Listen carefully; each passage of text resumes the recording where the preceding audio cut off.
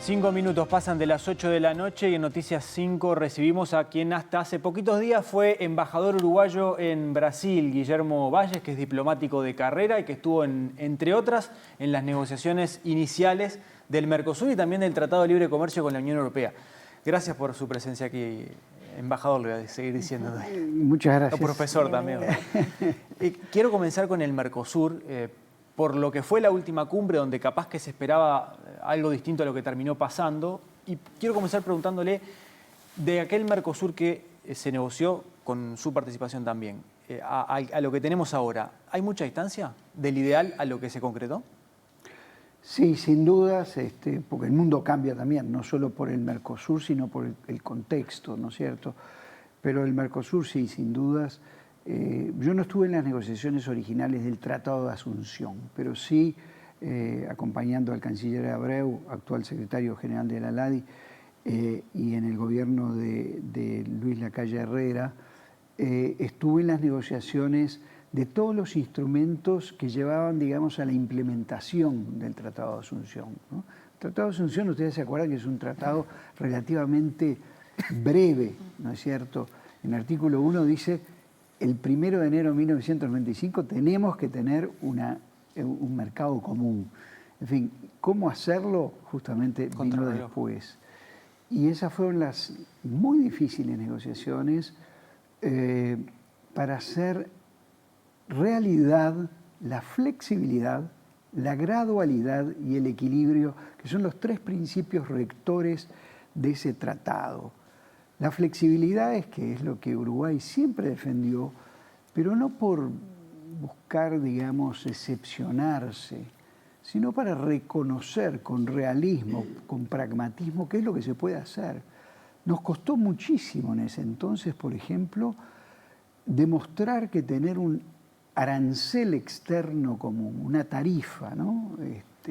Arancelaria, derechos arancelarios aduaneros iguales en todos los países, cuando teníamos y tenemos economías muy diferentes y sobre todo escalas muy diferentes, era un acto de irrealismo. Bueno, todo ese debate, que insisto, era para mostrar la necesidad que todos teníamos de flexibilidades, nos llevó unas negociaciones tremendamente duras. Las excepciones al arancel externo común, el graduar en un cronograma más amigable con lo que las sociedades podían hacer, también fue parte de las propuestas de Uruguay. Y de alguna manera eso sí se continúa en el sentido de tratar de dotar al Mercosur de realismo. Eso es lo que yo advierto en los diferentes gobiernos, durante todas las administraciones. Eso no ha cambiado.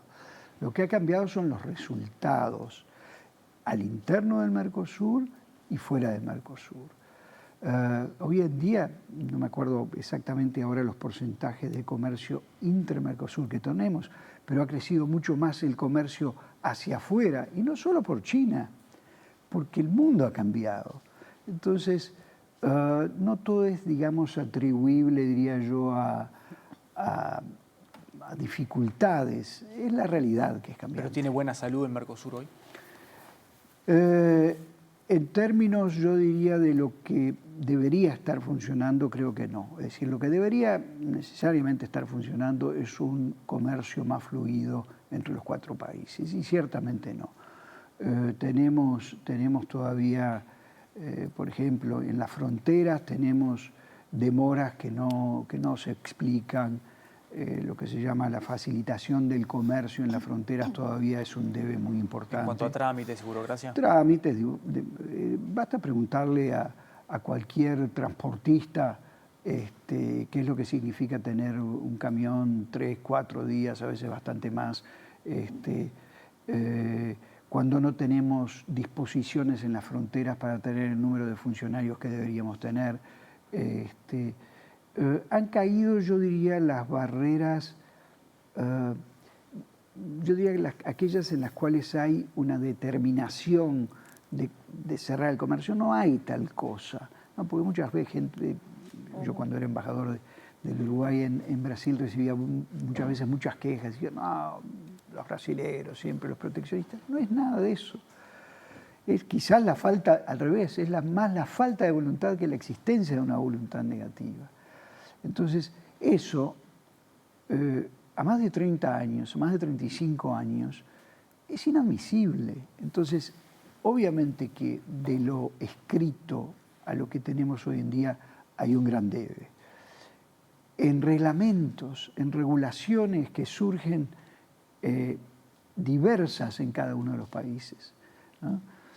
Yo veía, y los otros días hice un tuit que parece que tuvo un éxito demasiado grande, yo lo decía con toda naturalidad, hablando de un proceso de desregulación que fue anunciado en Argentina, también en Uruguay, por el nuevo gobierno, y bien que lo hace, pero en Argentina un largo listado de desregulaciones innecesarias, pero además de innecesarias, sumamente costosas.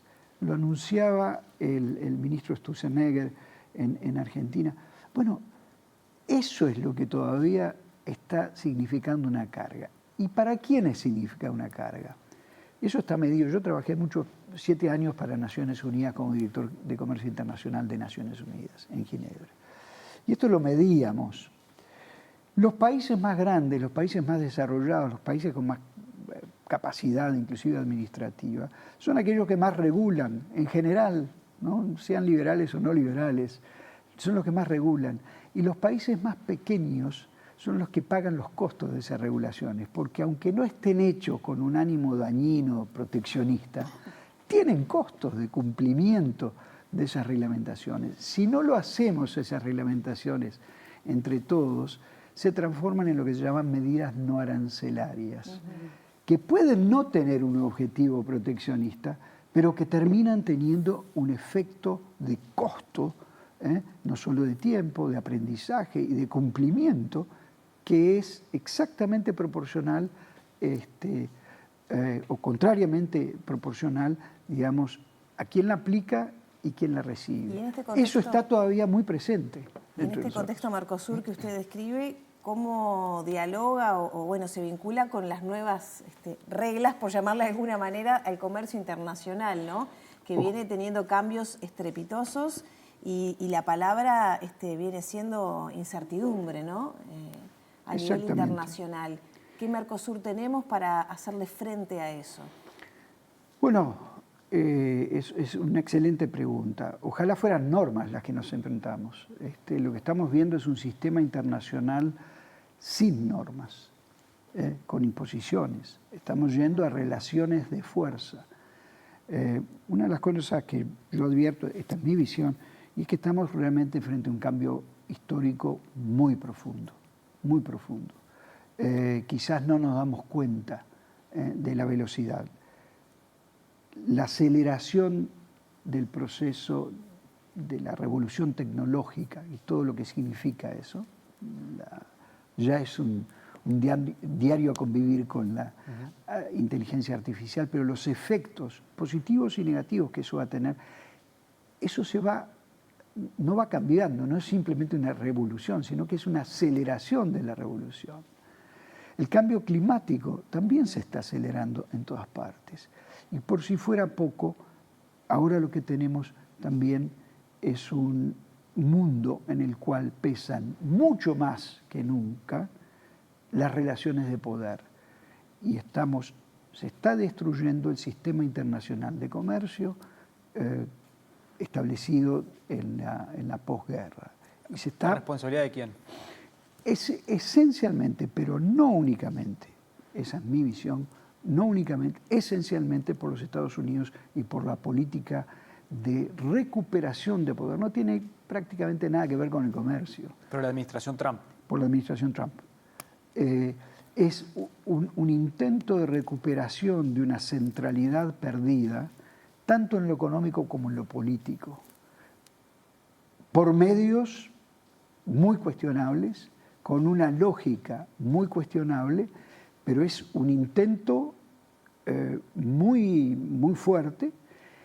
Lo que estamos advirtiendo no es un problema comercial, de los cuales estoy acostumbrado a hablar, digamos, las reacciones a los diferentes ciclos de las crisis, de los las crisis fruto de los diferentes ciclos económicos que hemos vivido, 2007, 2008, en adelante, el COVID, etc.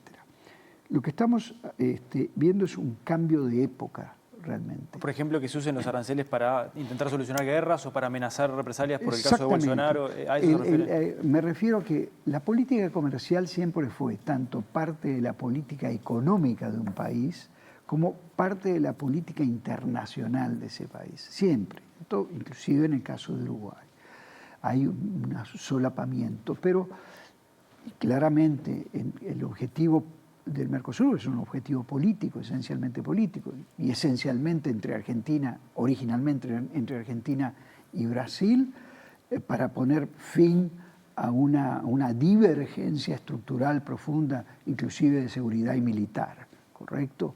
Es decir, no hay que olvidarlo, lo que fue el acuerdo previo entre ellos dos tenía ese propósito, anclar, como lo había hecho el Tratado de Roma en 1957 en lo que terminó siendo la Unión Europea. Exactamente. Anclarlo también, anclar esa paz, esa nueva visión hacia el sur, post-dictaduras, construir una paz regional anclada en una convergencia política con un fuerte instrumento económico como era este. Es decir, siempre estuvo vinculado. Lo que hoy en día es lo que prevalece hoy en día es el objetivo político de recuperar poder, make America great again, ¿no? Por cualquier medio, y sin mirar los instrumentos y lo que se rompe del sistema internacional. Y es en función de la fuerza.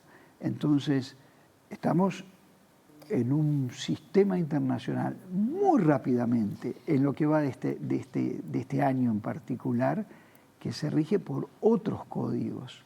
Y ahí nos hace también replantearnos qué poder realmente tenían estas instituciones o estos pactos a nivel mundial que se reconfiguran, ¿no? Porque si un presidente o alguien puede tomar la decisión de decir estas relaciones de fuerza, ya obviando organismos que regulan el comercio internacional, ¿hasta dónde entonces antes era de hecho que se daba, pero como no se provocaba, no actuaba? ¿Me entiende un poco lo que le planteo? Sí, eso nos ¿Por qué ahora no tiene la fuerza de poder frenar a un país? Bueno, porque por muchas razones, pero eso nos puede llevar a un debate hasta filosófico sobre la falta de gendarme, lo que se habla en derecho internacional público, la falta de un gendarme, es decir, para hacer coercitiva realmente una norma, para hacerla realmente cumplir. Es decir, podemos pasar horas en eso, ¿no? Desde mi punto de vista, lo que aquí tenemos, y no quiero ser demasiado técnico, yo he sido árbitro en disputas comerciales en la OMC, en algunas disputas, creo yo, muy relevantes entre Estados Unidos y China, por ejemplo, entre Estados Unidos y Canadá. Hemos sido seis árbitros uruguayos que hemos estado, esto es poco conocido, en arbitrajes muy importantes en la OMC. En ese momento en que esos arbitrajes valían y esas decisiones adoptadas valían, había un cierto equilibrio, yo diría, de poderes y un cierto interés colectivo que ahora se ha perdido en función de muchas cosas. Son muchos los elementos que juegan en eso para una reaparición del nacionalismo, primer elemento. Segundo, una reacción dentro de los propios países que han salido gananciosos. Estados Unidos es el país que más ganó desde la posguerra en términos de promover y establecer un sistema internacional basado en normas, su crecimiento económico, sus inversiones en China. Ahora, lo que sucede es que históricamente también han estado surgiendo y acelerándose también esas reacciones a nivel interno, social, de ciertos sectores de la sociedad que no se han visto beneficiados de la globalización como la gran mayoría de la población. Esos sectores en todos nuestros países, nosotros lo vivimos Lo que pasa es que en el caso de uruguayo eso se vivió tempranamente, justamente con la apertura del Mercosur. Los costos de reconversión industrial en Uruguay, ustedes son muy jóvenes, pero fueron enormes. Fueron costos económicos, sociales y yo diría que hasta políticos también. Eso que nosotros tempranamente lo vivimos con la apertura del Mercosur, porque abrirnos a Argentina y a Brasil en 1991 equivalía como abrirnos al mundo, ¿no? Eso es lo que le está sucediendo hoy en día a países como Estados Unidos frente a China y frente a un mundo más globalizado. Entonces, ¿cómo las sociedades son capaces de, diría yo, de administrar, de alguna manera encauzar esas fuerzas antiglobalización internamente, es lo que justamente lleva a que puedan surgir gobiernos populistas, demagógicos, gobiernos que descreen del libre comercio, siendo que el libre comercio hay toda la evidencia. Vengo de un debate fantástico, de una presentación del libro del exministro Omar Paganini, justamente donde se hablaba de eso, donde hay consenso general a nivel de la ciencia económica, sea de izquierda, de derecha. La ciencia económica, la realidad nos demuestra que el libre comercio lleva a una división internacional del trabajo, a una mayor competitividad, a una mayor productividad en general, y hay sectores que salen perdidosos, que hay que saber atenderlos y que no deben ser siempre los mismos. Sí, y ahí vamos al tuit también que usted decía, esta quietud, ¿no?, que tiene el Uruguay o este status quo que nos cuesta tanto movernos. ¿Cómo lo ve dentro de todo esto que venimos hablando, de este gran contexto muy interesante a Uruguay, para compasar esto? La primera cosa, que nosotros tenemos que estar muy juntos. Acá los ideologismos, yo sé muy bien toda la teoría de las ideologías y que todos tenemos nuestras ideologías, etc. Primero que nada, se acerca un momento muy grave para nuestro país. Los países pequeños nos vamos a ver enfrentados a muchas dificultades en los próximos años. ¿De qué tipo? De todo tipo, porque muchas de estas situaciones y estas tensiones y estas polarizaciones llevan a obligar a los países a tomar partidos. Nosotros tenemos que estar junto a nuestros valores más intrínsecos, no a nuestras ideologías. Y no estoy apuntando a ningún partido en particular. Digo, los intereses nacionales son claramente defendibles, nuestras tradiciones y nuestros verdaderos valores. Es muy fácil hablar de la democracia, pero entonces lo tenemos que hacer y eso creo que todos los partidos lo han sabido hacer en el Uruguay, defenderla hacia adentro y defenderla hacia afuera también. Advierte que en eso hay una suerte de continuidad. Hay una continuidad. Yo me enorgullezco, he vuelto al país el 5 de mayo, yo me enorgullezco del tipo de debate que nosotros tenemos. También digo, perdemos el tiempo en banalidades, no estamos preparados para la rápida resolución que vamos a tener que tomar en muchas de estas cosas, también con mucha calma, es decir, no apresurarnos. Pero, por ejemplo, enfocarnos en nuestros intereses. Llevándolo a lo concreto, ¿se imagina, por ejemplo, que una negociación Argentina-Estados Unidos de acuerdos, lo ve probable en el corto plazo? Probable lo es, porque por una simple razón, porque los dos países que antes nos decían ustedes no pueden negociar en solitario porque esto es una unión aduanera imperfecta, pero es una unión aduanera. Eso lo discutiría, podemos hacer un lindo programa sobre eso. Argentina y Brasil. Con todo gusto. Argentina y Brasil. ¿Ustedes han visto que estén negociando como Mercosur, como negoció bien o mal negoció la Unión Europea? Está siendo muy criticada, pero la Unión Europea negoció como tal.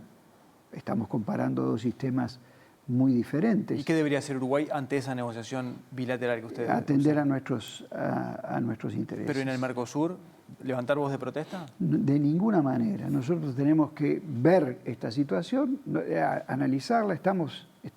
Yo creo que estamos absolutamente conscientes que Brasil está hablando o intentando hablar por su lado y Argentina por el otro.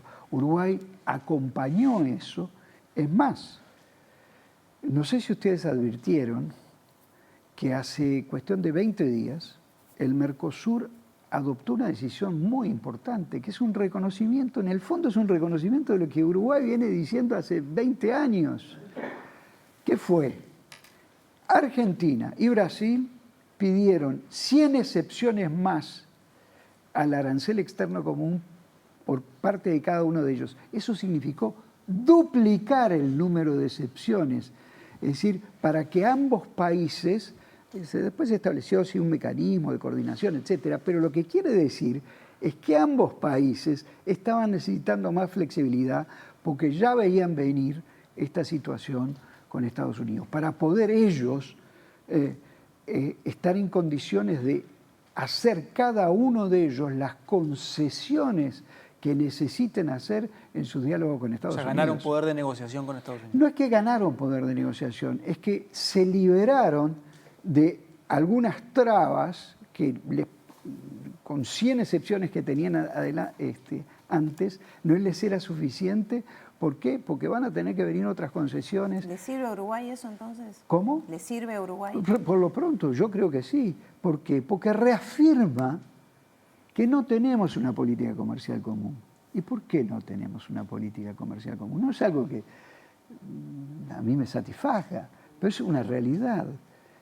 No tenemos una política comercial común, porque para tener una política comercial común, usted tiene que tener un grado de coordinación macroeconómica mayor, que es muy difícil lograrla inclusive para la Unión Europea, y que solo se puede lograr, y esto está absolutamente ilustrado por la historia, solo se puede lograr con supranacionalidad, es decir, con un órgano que no represente el interés de un país, sino del colectivo. Ahora yo pregunto, entre 4 países así de asimétricos, solo 4, como los que tenemos en el Mercosur, ¿es posible una coordinación macroeconómica sin supranacionalidad? ¿Es posible tener una política comercial común sin órganos supranacionales? Claro que no. Había 2 equipos económicos a nivel interno en Uruguay. Guillermo Valles, además de embajador en Brasil hasta hace muy poquito, estuvo también en Naciones Unidas, Organización Mundial de Comercio, entre otras organizaciones, China, Bélgica, Luxemburgo, y una larga carrera que hace poquito llegó al final en Brasil, justamente. Gracias por estos minutos, ha sido un placer tenerlo. El mío, un gran honor de estar acá. Y sigamos juntos, primero, sigamos juntos los uruguayos, sigamos enfocados en nuestros intereses nacionales y vayamos con calma en este terreno que es muy complicado. Gracias. Muchas gracias.